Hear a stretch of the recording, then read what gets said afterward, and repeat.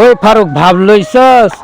ওই ভাইয়া, আমি কিসের ভাব লইছি? আমি দিন হাজিরা খাটি, আমি মূল্য যা পাই আমি তাতে থাকি খুশি। আমি দুঃখের সংসার দেখি। আমি সন্ধ্যাবেলা গোসল কইরা প্যান্ট শার্ট পরি, আমি বাসা তাইকা বাইর হইয়া বাজার পথ ধরি। আমি বাজার সাজার কইরাই আমি চইলাই আসি বাড়ি। আমি কিসের ভাব লইছি?